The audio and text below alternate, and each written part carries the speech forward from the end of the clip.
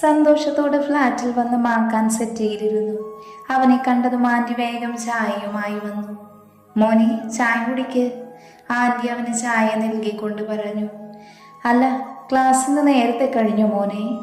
ആന്റിയുടെ ചോദ്യം കേട്ട് മാക്കാനൊന്ന് ചിരിച്ചു.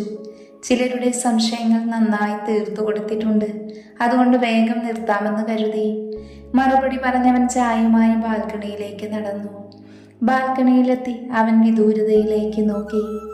രാത്രി പകലാകുന്ന വിസ്മയത്തെ കൺകുളിർക്കെ കാണാനായി അവൻ ആകാംക്ഷയോട് അവിടെ നിന്നു.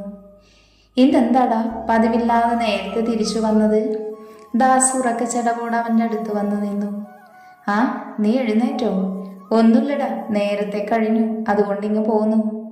എടാ, ഇന്ന് കിച്ചുവും കാത്തുവും ലാൻഡ് ചെയ്യും, അവരെ പിക്ക് ചെയ്യാൻ പോകണ്ടേ?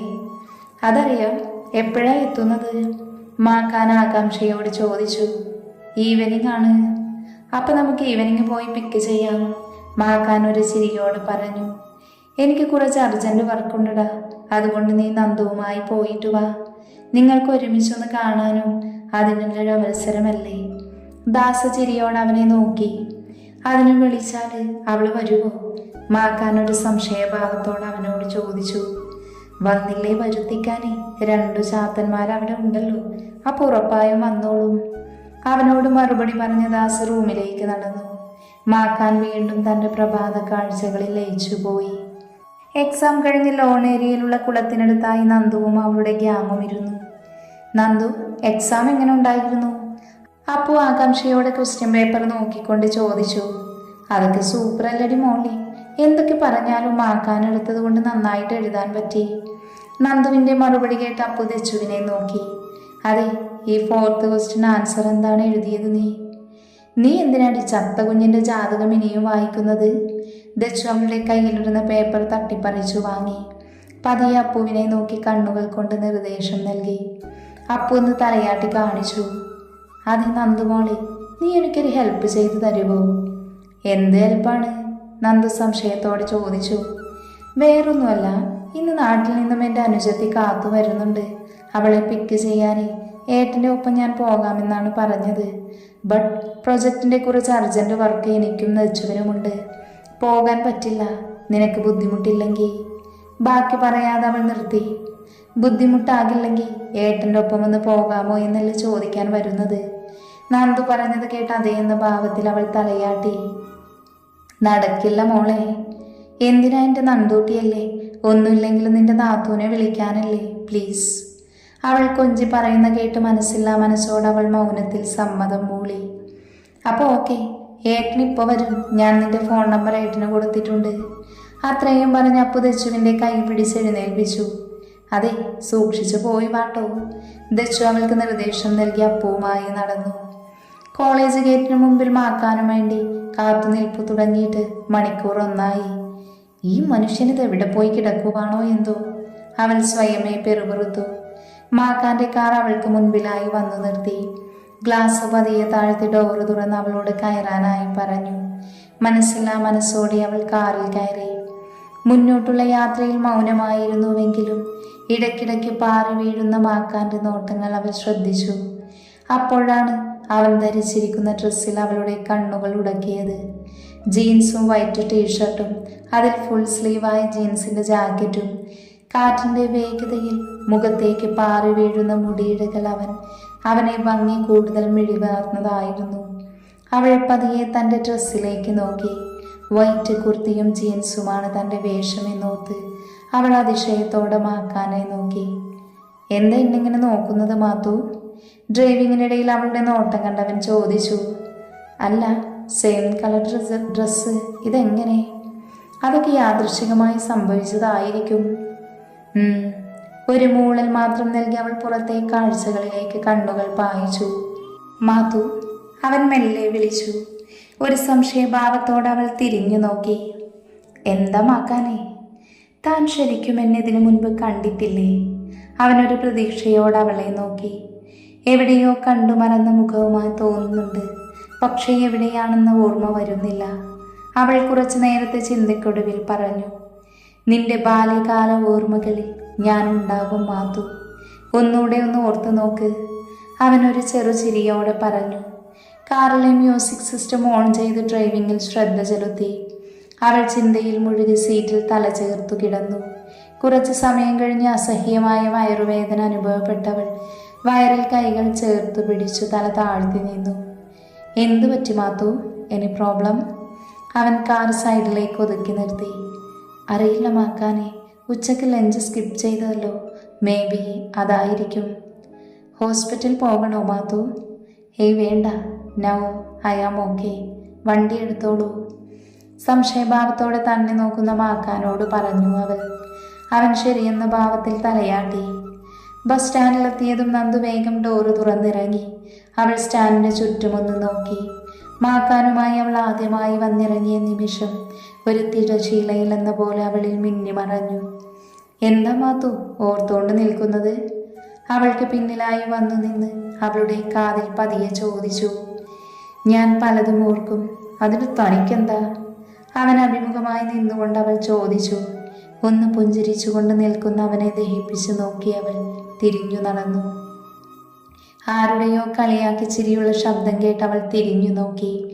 അപ്പോഴാണ് സ്റ്റാൻഡിൻ്റെ ഒരു ഭാഗത്തായി നിന്നിരുന്ന ഗ്യാങ് അവളെ കളിയാക്കി ചിരിക്കുന്നത് കണ്ടത്. എന്തിനാ അവർ കളിയാക്കുന്നത് എന്ന് മനസ്സിലാകാതെ അവരെ തന്നെ കണ്ണെടുക്കാതെ ഒരു സംശയത്തോടെ നോക്കി നിന്നു. ആരുടെയോ കൈകൾ തന്നെ ചുറ്റിപ്പിടിച്ചു നിൽക്കുന്നതറിഞ്ഞ് അവൾ ഒന്ന് ഞെട്ടി. മാക്കാൻ പിന്നിൽ നിന്നും ഇറുക്കെ പിടിച്ച് തന്നോട് ചേർന്ന് നിൽക്കുന്നത് കണ്ട് അവളൊന്ന് പകച്ചു. മെല്ലെ ചുറ്റുമൊന്ന് നോക്കി. എല്ലാവരുടെയും നോട്ടം തന്നിലാണ് എന്നറിഞ്ഞ് ഒരു ചമ്മലോടെ നിന്നു അവൾ. നിങ്ങൾ എന്ത് പണ്ടാരമാണ് കാണിക്കുന്നത്? ആളുകളൊക്കെ ശ്രദ്ധിക്കുന്നത് കണ്ടോ നിങ്ങൾക്ക്? എന്നെ വിടണോ? അവൾ അവൻ്റെ കൈകൾ വിടുവിക്കാൻ ശ്രമിച്ചു. അവൻ തൻ്റെ ജാക്കറ്റ് അവളുടെ അരയിൽ കെട്ടിക്കൊടുത്ത ശേഷം കൈകൾ അവളിൽ നിന്നും അഴിച്ച് അവളെ തനിക്ക് അഭിമുഖമായി നിർത്തി കൈകൾ രണ്ടും കെട്ടി നിന്നു. പതിയെ അവളെ കളിയാക്കിയ ഗ്യാങ്ങിനെ ഒന്ന് നോക്കി. അവൻ്റെ ദേഷ്യത്തോടെയുള്ള നോട്ടം കണ്ടവർ വേഗം തന്നെ എഴുന്നേറ്റു നടന്നു. തനിക്ക് എന്തിൻ്റെ കേടാണ്? ഇത്രയും ആളുടെ മുമ്പിൽ വെച്ച് തനിക്കൊരു ബോധവും ഇല്ലേ? അവൻ അവരെ തന്നെ നോക്കിക്കൊണ്ട് നിൽക്കുന്നത് കണ്ട് ദേഷ്യത്തോടെ അവൻ്റെ മുഖത്ത് വിരഞ്ഞൊടിച്ചു. അവൻ്റെ ശ്രദ്ധ പതിയെ അവളിലേക്ക് പാളി വീണു. താനെന്താ പൊട്ടനാണോ? തന്നോടല്ലേ ഞാൻ ചോദിക്കുന്നേ? തനിക്കെന്താ വാ തുറന്നെന്തെങ്കിലും പറഞ്ഞാ? അവനെല്ലാം കേട്ട് മിണ്ടാതെ അവളെ തന്നെ നോക്കി നിന്നു. ആ ദേഷ്യത്തിലും അവൾ കൂടുതൽ സുന്ദരിയായി അവന് തോന്നിയിരുന്നു. എന്താണോ താനൊന്നും മിണ്ടാത്തത്? അവൾ ദേഷ്യത്തോടെ ശബ്ദമുയർത്തി ചോദിച്ചു. ഏട്ടാ? ആ വിളി കേട്ടവർ ഒരുമിച്ച് സൈഡിലേക്ക് തിരിഞ്ഞു നോക്കി. കാത്തു ഓടി വന്ന് മാക്കാനെ കെട്ടിപ്പിടിച്ചു. അവനും അവളെ സ്നേഹത്തോടെ വാരിപ്പുണർന്നു. അവരുടെ സ്നേഹപ്രകടനം കണ്ട് മാത്തുവും അത്ഭുതത്തോടെ നോക്കി നിന്നു. മാക്കാൻ കാത്തുവിൻ്റെ കാതിലായി എന്തോ രഹസ്യം പറയുന്നത് കണ്ട് കിച്ചു അങ്ങോട്ടേക്ക് വന്നു. അക്കു, നമ്മളെയും ഒന്ന് മൈൻഡ് ചെയ്തൂടെ? ഒന്നുമില്ലെങ്കിലും നിന്റെ പെങ്ങളുടെ കത്തിയടി കേട്ട് തഴപ്പിച്ച് കാതുമായി അവളുടെ ലഗേജും ചുമന്ന് വരുന്നതിൻ്റെ അവസ്ഥ, അവനൊരു നെടുവീർപ്പോടെ പറഞ്ഞു. യാത്ര എങ്ങനെ ഉണ്ടായിരുന്നു? മാക്കാൻ കിച്ചുവിൻ്റെ തോളിൽ കൈകൾ ഇട്ടുകൊണ്ട് ചോദിച്ചു. പിന്നെ അതൊക്കെ സൂപ്പറല്ലേ? മറുപടി നൽകി അവൻ നന്ദുവിന് നേരെ കൈ നീട്ടി. ഹായ് നന്ദു, ഞാൻ കിച്ചു. എന്നെ പരിചയം കാണാൻ വഴിയില്ല. അക്കുവിൻ്റെ ഫ്രണ്ടാണ്, അവൻ ഒരു ചിരിയോടെ പറഞ്ഞു. അതെ, പരിചയപ്പെടലൊക്കെ പിന്നെ മതി. കാത്തു നന്ദുവിനെ വിളിച്ചുകൊണ്ട് കാറിനടുത്തേക്ക് നടന്നു. കാറിനടുത്തെത്തിയതും കാത്തു നന്ദുവിനോട് കണ്ണുകൾ കൊണ്ട് എന്തോ ആക്ഷൻ കാണിക്കാൻ തുടങ്ങി. എന്താ കാത്തു? എനിക്കൊന്നും മനസ്സിലാവുന്നില്ല. അവളുടെ നിൽപ്പ് കണ്ട് കാത്തു അവളുടെ കയ്യിൽ പിടിച്ചു വലിച്ച് കാതിൽ രഹസ്യമായി പറഞ്ഞു. അവൾ ചമ്മലോടെ തൻ്റെ കുർത്തിയുടെ ബാക്കിലേക്ക് നോക്കി.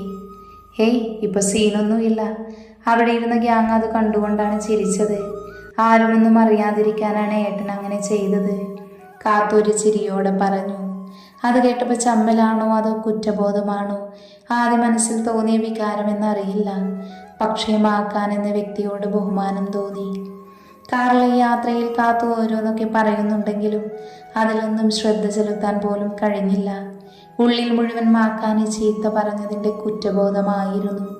ഇടയ്ക്ക് കണ്ണുകൾ മാക്കാൻ്റെ ഒരു നോട്ടത്തിനായി ഒരുപാട് ആഗ്രഹിക്കുന്നത് പോലെ തോന്നി. പക്ഷേ ഫേസ് ചെയ്യാൻ വല്ലാത്തൊരു ബുദ്ധിമുട്ട് പോലെ. ഫ്ലാറ്റ് എത്തിയതും എങ്ങനെയോ ചാടിപ്പിടഞ്ഞ് എഴുന്നേറ്റ് ഓടിയിരുന്നു.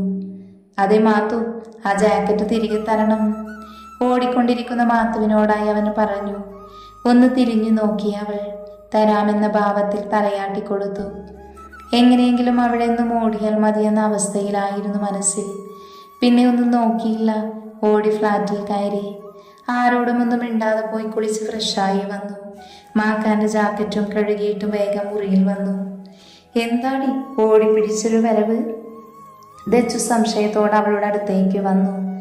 ഒന്നും പറയണ്ടിട്ട് ദച്ചു, മാക്കാന് മുമ്പിൽ ആകെ ചമ്മി നാറിയ അവസ്ഥയാണ്. മാസത്തിൽ ക്ഷണിക്കാതെ എത്തുന്ന അതിഥി ശരിക്കും പണി തന്നു. പോരാത്തതിന് വൈറ്റ് ഡ്രസ് എല്ലാം പൂർത്തിയായി. അവൾ നടന്ന സംഭവങ്ങൾ ദച്ചുവിനോട് പറഞ്ഞു. എല്ലാം കേട്ട് അവൾ ഒരു ചിരിയോടെ തലയാട്ടി കാണിച്ചു. നിനക്ക് ചിരി, ബാക്കിയുള്ളവർ ഇവിടെ നിന്ന് ഉരുകുകയായിരുന്നു. എങ്ങനെ ഇനി മാക്കാനെ ഫേസ് ചെയ്യും? അവൾ നഖം കടിച്ച് ടെൻഷനോടെ ചോദിച്ചു. അതൊന്നും കുഴപ്പമില്ലടി, നീ ചുമ്മാ ഓവറായി ചിന്തിക്കേണ്ട. നീ ഇങ്ങോട്ട് വന്നേ, അവരെല്ലാവരും ഹാളിൽ വന്നിട്ടുണ്ട്. ദച്ചു അവളുടെ കൈ പിടിച്ചു വലിച്ചു. വേണ്ട ദച്ചു, ഞാനില്ല, നീ പൊയ്ക്കോ. പ്ലീസ് ചക്കരെ, ഇപ്പം അയാളെ അഭിമുഖീകരിക്കാൻ എനിക്ക് നല്ല ബുദ്ധിമുട്ടാ, പ്ലീസ്. അവൾ കൊഞ്ചി പറയാൻ തുടങ്ങി. ഓക്കെ, നീ ഇവിടെ ഇരുന്നു, ഞാൻ പോകുക. ദച്ചു പതിയെ ഹാളിലേക്ക് നടന്നു. മാക്കാൻ പ്രതീക്ഷയോടെ ബെഡ്റൂമിന്റെ മുന്നിലേക്ക് നോക്കി. ദച്ചു മാത്രം വരുന്ന കണ്ടവൻ നിരാശയോടെ നിന്നു. മാത്തു എന്തേ ദച്ചു? മാക്കാൻ അല്പം ശബ്ദം താഴ്ത്തി ചോദിച്ചു. അവൾ ബാൽക്കണിയിലുണ്ട്, എത്ര വിളിച്ചിട്ടും വരുന്നില്ല. ദച്ചു മറുപടി പറഞ്ഞ സോഫയിലിരുന്നു. അല്ലേ, ഇവിടെ സ്വന്തം അനിയത്തിമാരും ഫ്രണ്ട്സും ഇരുന്നിട്ടും മാത്തു എന്തേ എന്ന് ചോദിച്ച് കരയുന്ന ശരിക്കും കഷ്ടമാണ് ഏട്ടാ. കാത്തു അല്പം കുശുമ്പോടെ പറഞ്ഞു. പൂടി, ഞാൻ അവളെ കാണാത്തതുകൊണ്ട് ചോദിച്ചു, അത്രയേ ഉള്ളൂ. അല്ലാതെ അവളെ കണ്ടില്ലെങ്കിൽ എനിക്കെന്താ? എന്തോ? എങ്ങനെ? കേട്ടില്ല, ഒന്നുകൂടെ പറഞ്ഞെൻ്റെ മോന്.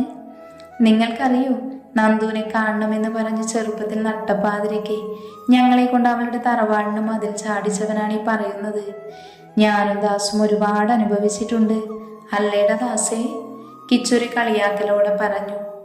അയ്യോ, അപ്പം ഞാൻ അവിടെ ഉണ്ടായിരുന്നില്ലേ? ദച്ചു ആലോചിച്ചുകൊണ്ട് നിന്നു. എൻ്റെ പൊന്നു, നീ അധികം ആലോചിച്ച് തലപുകയ്ക്കേണ്ട. ആ സമയത്ത് നീ ചത്തുകിടന്നുറക്കമായിരിക്കും. ബെഡ് കണ്ട നീ ശവമാണല്ലോ. കാർത്തി അവളെ കളിയാക്കി. പാതിരാത്രി ഉറങ്ങാതെ പിന്നെ ചൂട്ടും കത്തിച്ച് ആകാശത്തേക്ക് നോക്കിയിരിക്കണോ? ദച്ചു ദേഷ്യത്തോടെ കാർത്തിയെ നോക്കി ചോദിച്ചു. അതെ, മതി രണ്ടും കൂടിയത്, ഇനി യുദ്ധം വേണ്ട. മാക്കാൻ പറഞ്ഞത് കേട്ട് രണ്ടും പരസ്പരം സൂക്ഷിച്ചു നോക്കി മുഖം കൂർപ്പിച്ചിരുന്നു. അതെ, നമുക്ക് നാളെ ബീച്ചിൽ പോയാലോ?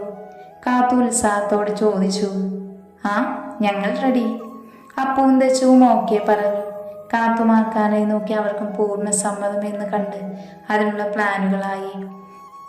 നാളെ ക്ലാസ് ഉള്ളത് കൊണ്ട് ഈവനിങ് പോകാമെന്ന തീരുമാനത്തിലെത്തി. എല്ലാവരും തിരക്കിട്ട ചർച്ചയിലാണ് എന്ന് കണ്ടു മാക്കാൻ പതിയെ നന്ദുവിൻ്റെ ബെഡ്റൂമിലേക്ക് നടന്നു. നീ എങ്ങോട്ടാക്കൂ? ദാസിന്റെ ചോദ്യം കേട്ടവൻ ഒരു പുഞ്ചിരിയോടെ തിരിഞ്ഞു നോക്കി. നൈസായിട്ട് എൻ്റെ പെണ്ണിനെ കാണാൻ നോക്കിയാലും സമ്മതിക്കില്ലല്ലോ ഈ അലവരാതി, അവൻ മനസ്സിലോർത്തു. അത് അവളെ ഒന്ന് കാണാൻ. എൻ്റെ പൊന്നളിയ, ആ കൊച്ചൊന്ന് തനിയെ നിന്നോട്ടെ, അതിന് കുറച്ച് സമയമെങ്കിലും ഒന്ന് തനിയെ വിടാവോ? എടാ, ജസ്റ്റ് ഒന്ന് കണ്ടിട്ട് വരാം. അവൻ മറുപടിക്ക് കാത്തു നിൽക്കാതെ റൂമിലേക്ക് നടന്നു. അവൾ റൂമിൽ നിന്ന് കണ്ട് ബാൽക്കണിയിലേക്ക് പോയി. ബാൽക്കണിയിൽ എന്തോ ചിന്തയിൽ മുഴുകിയിരിക്കുന്ന അവളുടെ തോളിൽ പതിയെ ഒന്ന് തൊട്ടു. ഒരു ഞെട്ടലോടെ അവൾ തിരിഞ്ഞു നോക്കി. ഓ, പേടിച്ചു പോയല്ലോ മാക്കാനെ. അവൾ നെഞ്ചിൽ കൈവച്ച് പതിയെ ശ്വാസമെടുത്തുകൊണ്ട് പറഞ്ഞു. മാത്തു, നീ എന്താ അങ്ങോട്ട് വരാതിരുന്നത്? അതൊന്നുമില്ല മാക്കാനെ, എന്തോ വരാൻ തോന്നിയില്ല, അതാണ്.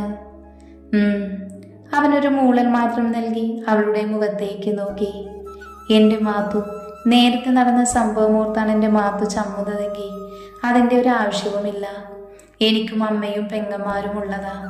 ഞാൻ ഭൂമിയിൽ പൊട്ടിമുളച്ചുണ്ടായതല്ല, ഒരു സ്ത്രീയിൽ നിന്നും പിറവിയെടുത്ത് തന്നെയാണ്. അതുകൊണ്ട് തന്നെ ഈ സമയത്ത് അവൾക്ക് നൽകേണ്ട കെയറും ബഹുമാനവും ഒക്കെ നന്നായി എനിക്കറിയാം. അവൻ്റെ വാക്കുകൾ കേട്ട് അവൾ കിളി പറന്ന കണക്കെ നിന്നു. മാത്തു, അവൻ അവളുടെ കൈകളിൽ തട്ടി വിളിച്ചു. അതൊന്നുമല്ല, എനിക്കെന്തോ. പെട്ടെന്ന് ബോധത്തിലേക്ക് വന്ന് വാക്കുകൾ തപ്പിത്തടഞ്ഞ് എന്തൊക്കെയോ പറയാൻ തുടങ്ങി. അതൊക്കെ അവിടെ നിൽക്കട്ടെ, ഞാനെന്ന് ചോദിച്ച കാര്യത്തിന് ഇതുവരെ ഒരു റിപ്ലൈ തന്നില്ലല്ലോ നീ. എന്തു കാര്യമായിരുന്നു? അവളൊരു സംശയത്തോടെ ചോദിച്ചു. ഒരുപാട് അഭിനയം വേണ്ട. എന്നെ ഇഷ്ടമാണോ എന്ന ചോദ്യത്തിനൊരു മറുപടിയും കിട്ടിയില്ല. അവൻ മീശ പിരിച്ചുകൊണ്ട് അവളെ നോക്കി. ഓഹോ, അതോ? അതെനിക്കൊന്ന് ആലോചിക്കണം.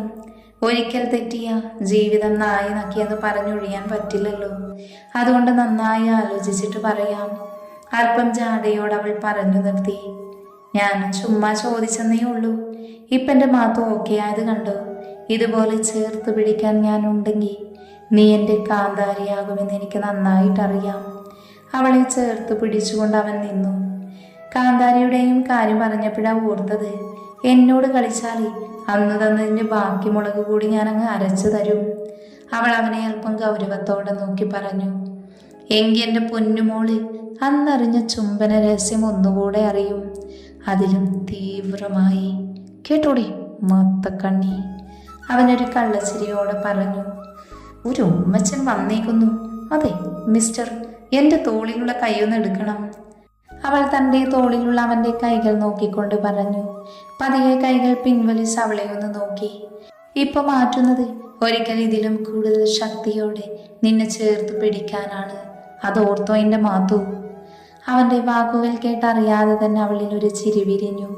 പതിയെ അവൾ അവനെ ഒന്ന് നോക്കി. അവർ പരസ്പരം കണ്ണുകളിലൂടെ കഥകൾ കൈമാറി നിന്നു. കോളേജിലെത്തിയപ്പോൾ മുതൽ എങ്ങനെയെങ്കിലും ഈവനിങ് ആയാൽ മതി എന്ന ചിന്തയായിരുന്നു. അങ്ങനെ ഓരോ മണിക്കൂറും തള്ളി നീക്കിക്കൊണ്ടിരുന്നു.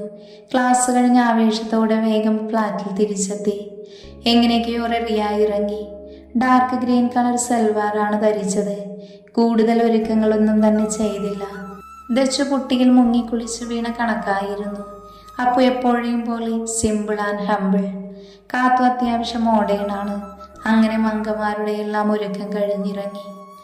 താഴെ പാർക്കിംഗ് ഏരിയയിൽ ഞങ്ങൾക്ക് വേണ്ടി വെയിറ്റിംഗ് ചെയ്യുകയായിരുന്നു ബാക്കിയുള്ളവർ. മാക്കാൻ മറൂൺ കളർ പ്ലെയിൻ ഷർട്ടും ജീൻസുമായിരുന്നു വേഷം. റേബൻ ഗ്ലാസ്സൊക്കെ വെച്ച് കിടു ലുക്ക്. അധിക സമയം പാഴാക്കാതെ ഞങ്ങളെല്ലാവരും ബീച്ചിലേക്ക് പോയി.